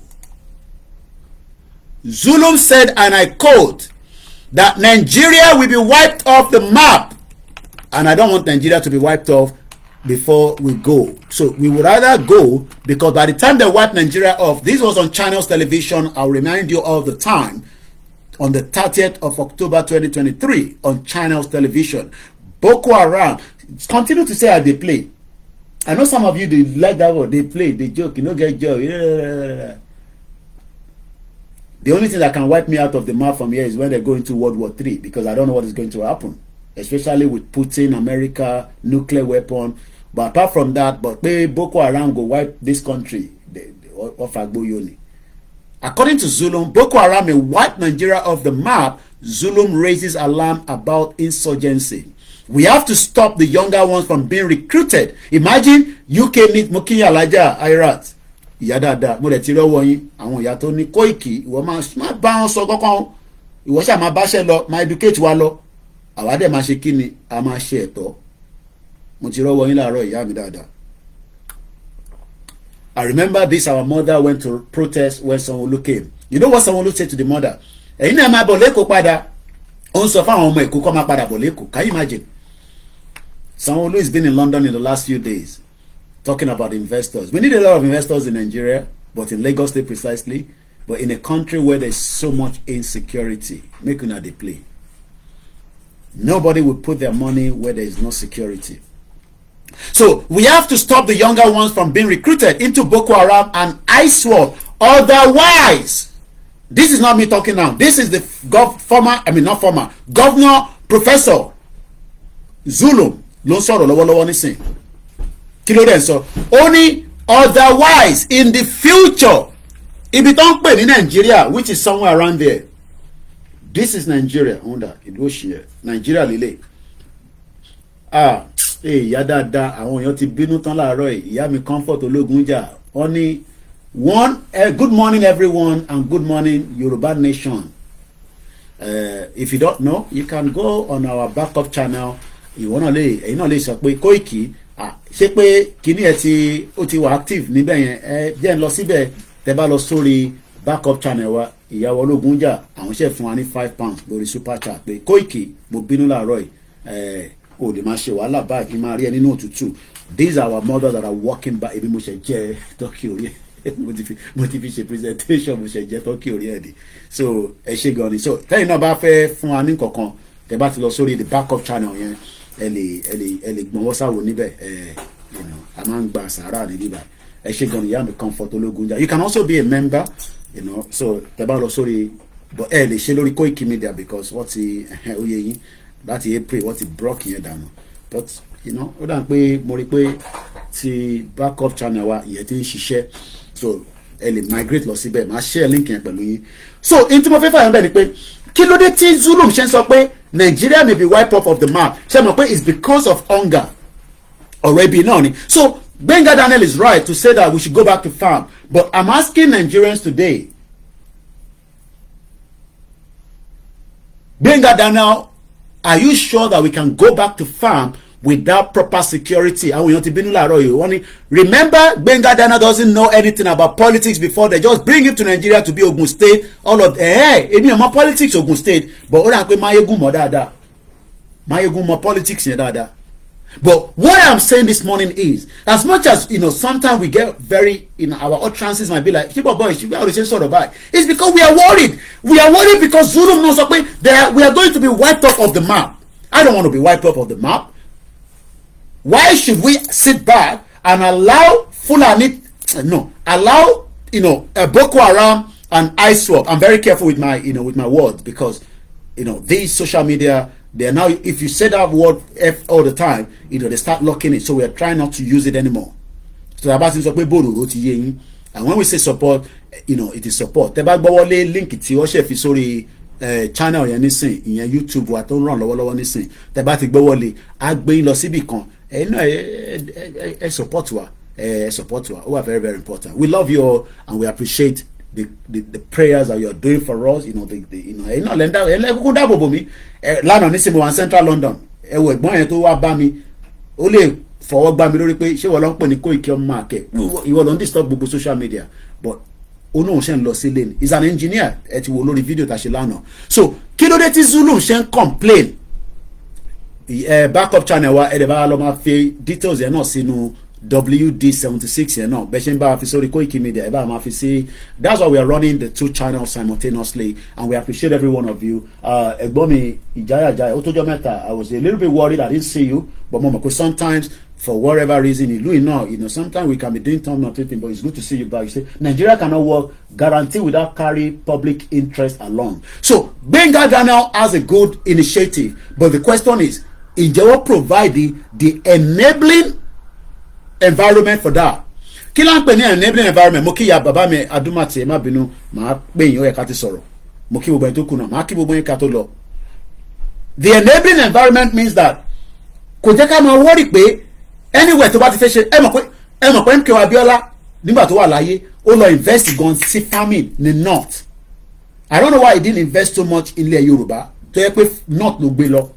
Bóyá torí pé ó ti ní agenda pé ó máa di president ẹ mọ̀ pé politicians they think 300 times ahead so that kó lè fi sọ pé òun love wọn ó kọ́ mọ́ṣáláṣí síbẹ̀ rẹpẹtẹ kò ń ṣe pé kò ṣe sọ́dọ̀ wa náà. But what I'm saying is that ǹjẹ́ Gbenga Daniel gan set up system nígbà tó wà ní government ní 2003-11 pé tóun náà máa fi wà ṣe governor kí gbogbo Ogun State kó jẹ́ the food basket of Yorùbá land. Ǹjẹ́ òun ṣe yẹn tó ṣe wà ń sọ nísìnyí pé Tinubu ń kọ́ o but Zulum ń jẹ́ kó yé wa Borno State Governor Professor Babagana Zulum has raised the alarm that Boko Haram tá à ń pariwo ẹ̀ lójoojúmọ́ yìí táwọn ọmọ Nàìjíríà tó ń tẹ̀ ń bú wa mọ tó ń pè ní Boko Haram àti ISWAP ẹ̀jẹ̀ àgbọ̀n kan tí Zulum sọ ó ní Boko Haram insurgency is threatening ṣe rí ọ̀rọ̀ yẹn threatening ó jẹ́ kí máa elaborate ju bí ṣe ń sọ yìí lọ.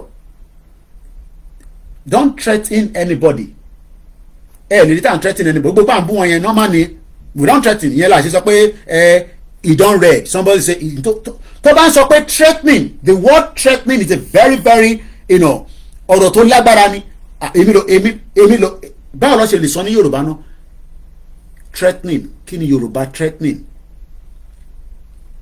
ṣé èmi náà ló ń I don't know but I'm sure you understand what I'm saying. Ó wá ní àwọn organisation kan kò ń ṣe organisation United Nations kò ń ṣe WHO ṣèrùbà wọn ẹ ṣe gan ni kò ń ṣe ìdúnkokò ó ṣe gan must be òun náà ti gbọ́ Yorùbá dáadáa ó dẹ̀ ti pẹ́ ní Benin ó ti jẹ gbogbo túwó jẹ nǹkan kan níbẹ̀ ìdákúkú so people are giving so what Professor Babagana Zulum is telling us kò ń ṣe tẹ́ ẹ ká máa fi ṣeré rárá o it is something that we must put at the back of our mind pé in tó sọ yẹn kò ń ṣe pé ń parọ́ the evidence is there we have so many IDP camps that government ti lose control ó ti wà lọ́wọ́ àwọn Boko Haram àti ISWAP. Ó wá ń jẹ́ kó yé wa pé Boko Haram insurgency is threatening to consume. Gbogbo wa láti gbọ́ ìtàn Jonah wọnú ẹja ó swallow ẹ̀. Ṣé ẹ fẹ́ jẹ́ kí a máa sùn ká jókòó sódà nítorí pé o láìkí Koiki Media nítorí pé òun ló push Ìgbòho o mọ̀ pé bèbí ní Ìgbòho òun ló ti sínú inú journey tó wáyé. So ká wá dákẹ́ kí Yèyé Dára dákẹ́ kí Yorùbá World Media dákẹ́ kí Bàbá Èkìtì dákẹ́ kí Masbi dákẹ́ ẹ̀yin tẹ́ ń gbọ́ wa náà kẹ́ dákẹ́ ẹ̀yin tẹ́ jẹ́ mọ́ APC náà ṣé ẹ mọ̀ pé wọ́n náà fẹ́ consume gbogbo wa ni.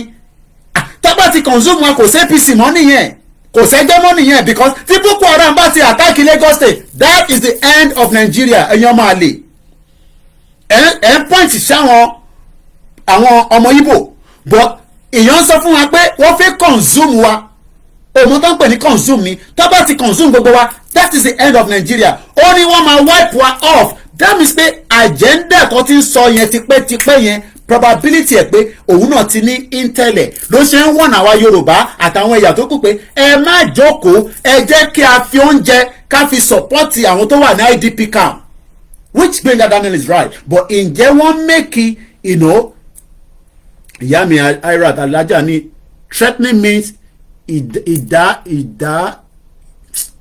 ìdáyàjá wọn ènìyàn ìdáyàjá ènìyàn and I'm asking again should we sit back and do nothing so that nítorí pé a fẹ́ please the politician so that kì má bú politician kì má sọ̀rọ̀ sí wọn so kọ́ consume gbogbo wa tó bá ti consume gbogbo wa then kò sí nǹkan kan tó ń jẹ́ Yorùbá mọ́ nìyẹn okay agree Igbo fẹ́ consume wa ẹ má ẹ̀kọ́ consume wa tó bá yẹ yẹn lẹ́fẹ́ ẹ má tún wá jẹ́ ká tún jẹ́ kí Boko Haram consume wa that means we have two people that want to consume us ẹ ti jẹ́ ká kúkú wá gba ilẹ̀ wa padà káwa àgbà jẹ́ báwa la máa protect consumer tó fẹ́ consume wa yẹn kọ́ má consume wa only because the nation if the humanitarian crisis in the northeast is not contained the question is how long ló máa take ká fi contain that problem Gbenga Daniel ó yẹ kó mọ̀ pé a lè contain it because the agenda to wipe off Nigeria is already on our doorstep.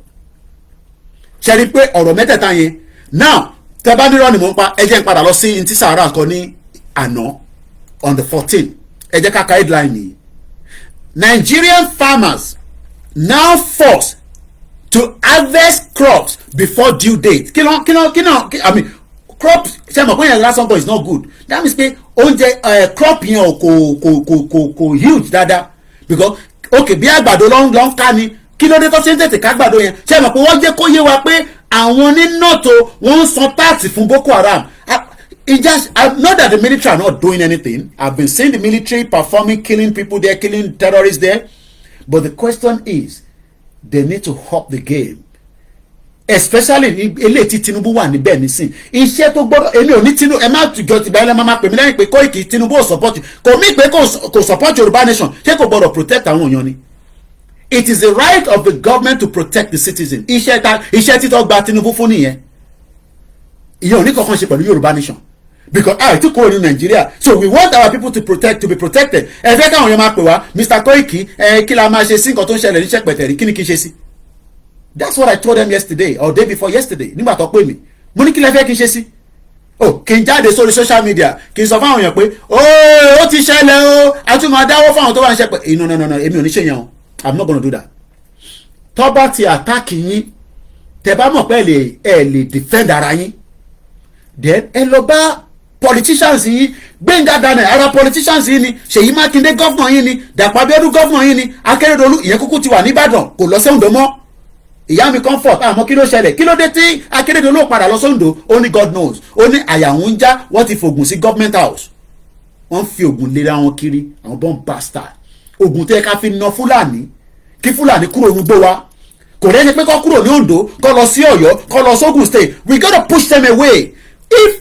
I think it is high time that our governor ban gbogbo màálù tó ń run ní Nigeria ní south west. I think it's the high time because màálù yìí gangan ló ń dá wàhálà sílẹ̀ tá a bá fẹ́ ra màálù wọn ká kúkú máa lọ sí north ká lọ ra màálù yẹn ká pa níbẹ̀ ká máa gbébọ̀ nísàlẹ̀ àbí ká lọ ra ní odindi a lè continue pé nítorí pé màálù fẹ́ jẹun kó máa àtáàkì gbogbo àwọn olóko wa tí wọ́n ṣe wàhálà. It is high time that the southwest governor put a full stop to this nonsense. But wọ́n ò ní ṣe olórí burúkú ni wọ́n. They are not going to do it. If you are waiting for that, you will all be consumed. It is high time. Kọ́ má ta màálù kankan mọ́ fún àrà màálù kankan mọ́. Kọ́ kó gbogbo màálù yẹn kọ́ kó padà sí north. Ọmọ Yorùbá tó bá fẹ́ ra màálù kó lọ sí north kó lọ rà yìí tó fẹ́ jẹ kó máa gbé bọ̀. Kó ṣe train tó máa jẹ́ kó tètè yá láti gbèsè sálẹ̀. We can't continue like this. But fẹ́ yẹn ìrọ̀lẹ́ fẹ́. Ìrọ̀lẹ́ ń pa fúnra yín ẹ̀yọ́ ọmọ Yorùbá. Àwa náà là ń jẹ màálù tó fi ń ṣe jàǹbá fún farm wide. Ṣé mọ̀ pé yẹn lásán gan sẹ̀ tó bá jẹ́ pé gbogbo ọmọ Yorùbá adúró tó dáadáa ni ó yẹ ká kọ́kọ́ ṣe kí ni ká fẹ́ tó ń pè ní a total ban on the màálù ká má jẹ màálù kankan mọ́. But ní fẹ́ yẹn ní ṣe because a ní di màálù a bá fẹ́ ṣe patí a pa màálù tá a bá fẹ́ sìnkú a pa màálù tá a bá fẹ́ ṣèyàwó a pa màálù. Ó ti wá di bárakú. Ṣé wá mọ̀ pé àwa tá à ń jẹ́ ní city yẹn ìkà ni gbogbo wa àtẹ̀mí náà. We are all wicked because àwọn tí wọ́n ń jẹ màálù yẹn àwa ni à ń sọ fún Fúlàní pé kó máa rape àwọn èèyàn wa ní inú oko náà. We are the wicked people including myself. Àwa gangan ni wicked people. Àwa tí a pera wa ní ọ̀jọ̀gbọ́n tẹ́ a ti ní sense. Àwa ni à ń fún àwọn Fúlàní láyè. Mo fi máa pe word Fúlàní yẹn. Àwa là ń fún àwọn bòròró láyè láti máa continue láti máa rẹ́pù àwọn ìyá wa nínú oko. Torí pé tá a bá ti sọ pé a total ban lórí màálù ní southwest then wọ́n máa move màálù wọn kúrò lórí gbogbo ilẹ̀ wa. Ọba tó bá dẹ̀ ní màálù náà kàn move jáde. But àwa gangan ni the wicked people. Àwa ni now because ní ṣe máa sọ fáwọn ẹ̀ pé kọ́ máa ṣe kó mọ tó fi pa màálù. So we are the one. Àwa gangan là ń fund the terrorism. Àwa Yorùbá là ń fund the terrorism by buying that nonsense cow. Fídíò kan wà lórí fóònù mi ìmáà fi sórí status mi. Màálù tá à ń jẹ tó ń gèdì fún láì ṣe obìnrin. Ẹ máa tanra yín. Tásìkò bá tó we will all learn. Àwa táwa lábúròdù náà sanwó màálù o tá a máa ní màálù mélòó la fẹ́ rà màálù méjì èmi ò lówó méjì o máa fún ilé ẹyọ kan. Àwa gangan là ń fund it bá a ṣe ń fund ẹ̀ pẹ̀lú dọ́là. Àwa la máa lọ́lé àwọn èèyàn tí èmi ò ní kí èèyàn kan máa lọ́lé o kí èèyàn kan máa kóòtù mi pé Koiki wọ́n ló ní ká máa lọ́lé o bọ́yìnkẹ́ máa lọ́lé bọ́yìnkẹ́ lọ́lé. Àwa náà la máa gbé pounds lọ sílé àti dọ́là along exchange pẹ̀lú àwọn terrorist. Àwa là ń ṣe wàhálà nínú òtútù nínú oòrùn business tá à ń ṣe this tá à ń ṣe that. Àwa gbé owó wa along support àwọn terrorist because as far as I'm concerned owó ó yẹ kí wọ́n lè ṣẹ̀wó nínú báǹkì ni. And I think that is what Tinubu wants to do. How is going to do that without stepping stone on these jihadists? Because àwa náà là ń support wọn. Àwa gangan ni èmi náà wà ń bẹ̀. We are all included. So kẹ́ máa rò pé mo point finger sí yín. Àwa là ń fund the terrorism ní Nàìjíríà. Ìlú yóò dẹ̀ like terrorism. Owó tó bá ti di pé ń fund the terrorism wọ́n máa ń block ibẹ̀ pa ni. Báyà wọ́n máa block ẹni. Tó bá ti rí any traces pé owó tó ń wọlé wo ò lè account fún ó ṣe lè máa make owó nínú ìlú kan tó lè account fún. Àwa wá ń fund àwọn tó wà ní ojú ẹlẹ́gba tó wà ní Ondo tó wà ní gbogbo bọ́dà tó dúró sí bọ́dà wa àwa ní àti máa wá good rate. Èmi náà ti lọ bẹ́ẹ̀ náà nínú wóró àyàmí tẹ̀ máa ń já àwọn family ní wọn ni kò sí nǹkan kan níbí báyìí kò dẹ̀ ṣe iye tó fẹ́ ṣẹ́ níbẹ̀ tán níṣẹ́. Àwa là ń fund terrorism. It is high time that we start rethinking. It is high time that we start rethinking. For now, Tinubu should do something. Lórí ọ̀rọ̀ àdán ṣe dọ́là pẹ̀lú àwọn Haúsá àṣẹ dọ́là mọ́ lọ́dọ̀ wọn. Àbókí come to my house gbogbo yẹn náà terrorism ni. Ó kò jẹ́ big man nínú iṣẹ́ ní kọ́ wá ṣe nínú ilé ẹ̀. Mo mọ àwọn kan tó máa ń ṣe bẹ́ẹ̀. Tó bá pe àwọn èèyàn ó máa wá ṣe nínú ilé ẹ̀ fún ẹ. Tó bá fẹ́ ṣe 2 billion mo mọ bọ̀bọ̀ kan á ṣe fún ẹ. Wàláì tàláì. Tó bá fẹ́ ṣe 2 billion naira lẹ́nìí á ṣe fún ẹ lórí ìjókòó. Owó burúkú wà lọ́wọ́ wọn. Àwa là ń fọ́ndẹ̀. Àwa là ń fọ́ndẹ̀. And it is high time that we wake up from our slumber. Mo ní sọ jù bẹ́ẹ̀ lọ láàárọ̀ ẹ̀. Ọlámi Koiki mo jẹ́. Ẹ mọ̀ pé ní Wednesday mo fi burn energy mi. Mo ṣì ń padà bọ̀ nírọ̀lẹ́. Mo dẹ̀ máa join studio láìpẹ́. Mo wá ṣe kí ni. Mo kí gbogbo ẹ̀yin olólùfẹ́ wa. Gbénga Daniel. Ó ní Agent Koka reported to Sahara Return. Sahara reporter gathered that farmers and residents of Dungu Mazu community tí mo ní débẹ̀ tí máa fi kú tí o kí ni mo fẹ́ kí Zamfara mo lè má débẹ̀, mo lè má dé Sokoto, mo lè má dé Kano, mo lè má dé ilẹ̀ Igbo. Why then tó jẹ́ pé ilẹ̀ Yorùbá gan mo ti dé gbogbo ilẹ̀ Yorùbá tán. We have 191 local government. Mo lè ṣe tó bá jẹ́ pé content lẹ fẹ́ ṣe ni ẹ jẹ́ àgbà Yorùbá country tó ní security tẹ máa lọ sínú farm tẹ máa ṣe content yín tẹ máa ṣe business yín tàdé máa make owó lórí ẹ̀. Some of you will never go to the north. We agree some of you have visited it, some of you have schooled there, but when we move out of Nigeria, or even as we treat right now, how many of you will go to north? Be a few of us. Blame àwọn tó ń gbé lọ́wọ́ torí ibẹ̀ lọ bí yín sí kò sí nǹkan tá lè ṣe sí. But we are saying that this is the high time that we start thinking of the future of the Yoruba people. Mo sọ fún yín pé tí Tinubu bá máa fi ṣe tán, tí ẹ bá rí any ten fẹ́ ẹ̀yin the other ones. Wàhálà ẹ̀ máa pọ̀ gan-an. Tinubu calm down ló wà báyìí nísìn 1 year tí Tinubu ti tán as far as I'm concerned ó ti lo 1 year already báyìí tó máa máa dé láìpẹ́ yìí 1 year ti tán 2 years 3 years á tún padà wá tẹ́ bá fún un sí. But let us remember that the terrorists are not going anywhere. Terrorists ò kí ń lọ bọ̀rọ̀. So farmers in some communities in Zamfara state, northwest Nigeria, have resorted to harvesting their produce before the due time owing to persistent cattle invasion by armed herders on their farmland. Kò sí nǹkan kan tó ń jẹ́ armed herders gbogbo ilé tí ṣòwò rẹ̀ sọ yìí. Sahara reporter gathered that farmers and residents of Dungu Muzu community and other neighborhoods in the Subawu local government area of Katsina had been enduring this without any help from police and security operative agency. Àwọn wọn sọ nísìnyí pé a ti ní ẹgbẹ́ tó kún inspector general police ó yẹ kí ọlọ́pàá kó ní bàbá ìbọn tó máa fi pa tó máa fi neutralize Fulani àbí tó máa fi neutralize the Boko Haram terrorists. I try not to use the Fulani anymore. It might take some time. We expect the chief of staff ṣùgbọ́n ọmọ Yorùbá lánàá wà ń bẹ́ẹ̀. Àwọn Àmọ̀tẹ́kùn fẹ́ ṣiṣẹ́ ọlọ́dẹ fẹ́ ṣiṣẹ́ gbogbo wọn lọ fẹ́ ṣiṣẹ́ but wọn ò ní support wọn ò dẹ̀ ní full training. Àwọn tá a dẹ̀ ń bá deal yìí àwọn ọkọ anything they are ready to die and I'm not joking.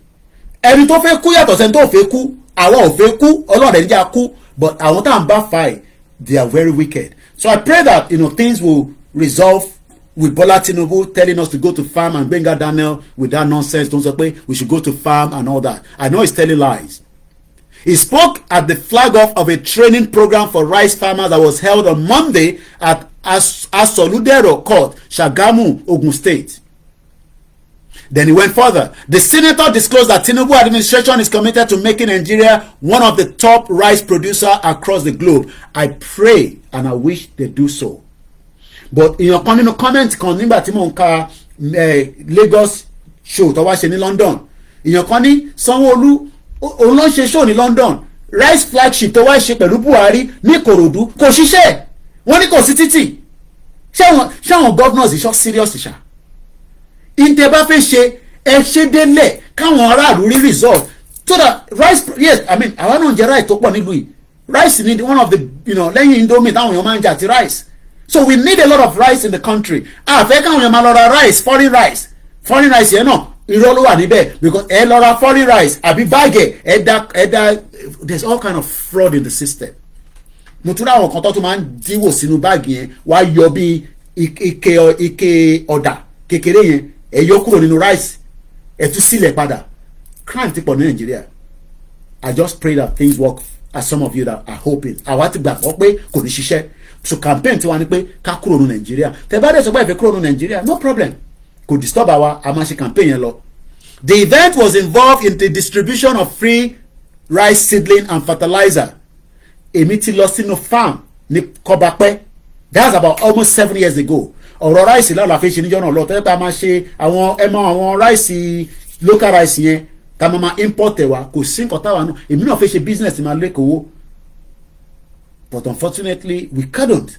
So bí a nísìn tí Tinubu wà níbẹ̀ tẹ́lẹ̀ because èmi ò mọ̀ tí Gbẹ́ngà Daniel àti Tinubu tó ti jókòó sọ bóyá wọ́n máa pump owó sí south west towards agriculture, but lè pump owó sínú bí tí kò sí security force. I gotta go now because we got a lot prepare for Star Radio. We'll be back again. Thank you so much to every single one of you that have joined us. Is in his speech, Gbenga Daniel acknowledged the nation's great potential in rice cultivation and production. Gbogbo yẹn fàbúlò wà níbẹ̀. Mo kí Mr. Ṣẹ́gun Yovo, Prince Adekunle mo kí yín sir. Bàbá wa Babatunde Olatunji ní the condition cash transfer of 25,000 only for 40 people are peak from my community of almost 1,200 adults. And these political cronies, this evil contraction, nígbà tí èèyàn ní over 1,200 ní community wọn, they want transfer 25,000 sí yàn 40. Àwọn tó kù nǹkan kí ló máa ṣe sí.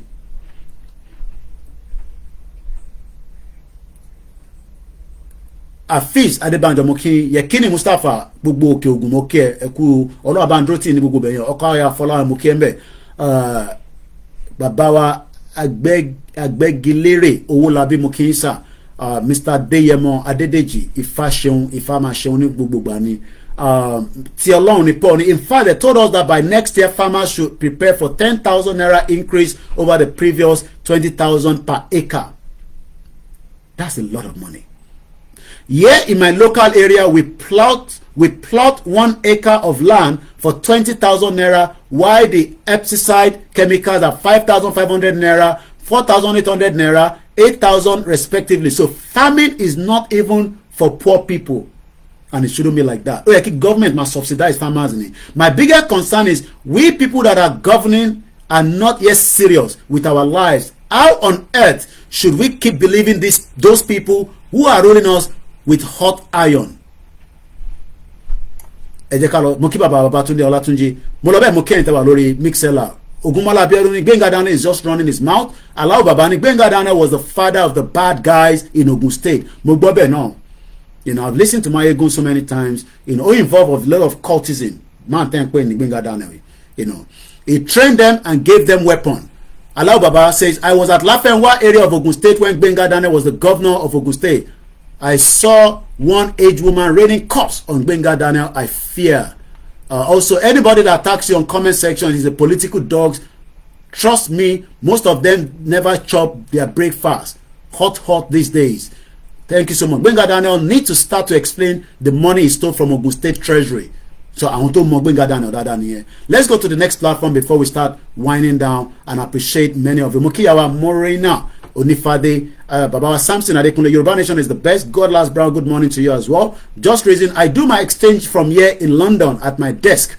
Omobolaji Abdullah, good morning to you as well. Moki Sonki, Moki Alajaira, Moki Bubu, Nigerian Muslim Association of UK, Moki Bubu in KICC, all the Christians, Yami Olajumake, Moki Ekabo. Karen Abiodun, my brother, good morning. Baba Olua Folabi Sheun, thank you so much also for reminding me that I did Kapasa ni Bobotimo Wodori Neduye. Very good program I did watch. Owo Folabi Adeni Moki, Alaji Destiny Moki, Moki da lórí TikTok. Babumi, Emiti Bakwe, Bolo Shedawa niye. Nigeria isn't designed to work. Definitely it is never going to work. We don't have to agree together. I mean, some of you don't want it to break, just break.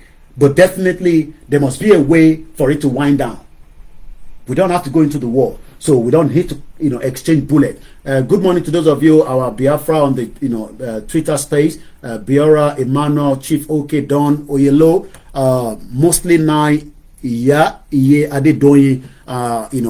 We are used to attack on the social media. I've been on the social media very long time, so I don't care. I'm a public figure, so and that's the job that we decided to do. And Koiki, Daddy Freeze get Romanian passport through his mother, but without Romanian passport, Osha said she was London. Thank you so much. Mokiyawa Gbemileke, I got to speak to her. Kolon Foriji, her mother died, in case some of you don't know. That's why she hasn't been on the platform, and they are preparing for the burial of the mother. Kolon Foriji Oku, Moki Egbom Heritage, Moki Obama Media as well.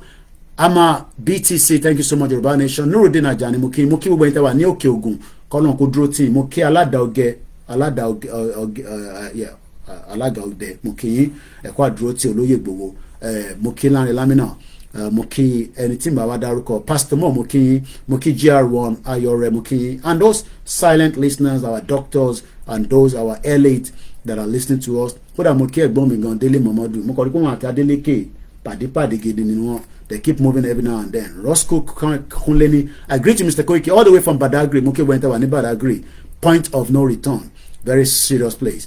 Jide, too much laughing there. And I think that's about it. I got to go now. I think I haven't picked people from Koiki Media. So that come on, Koiki.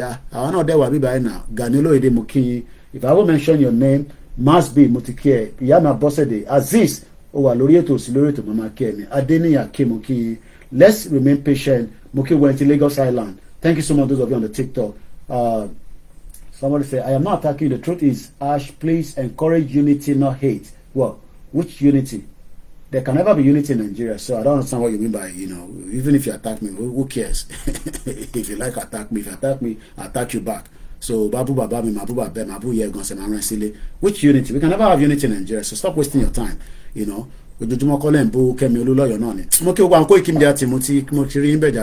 So, unity will we don't hate the Hausa, we don't hate the Fulani, but we don't want to be together.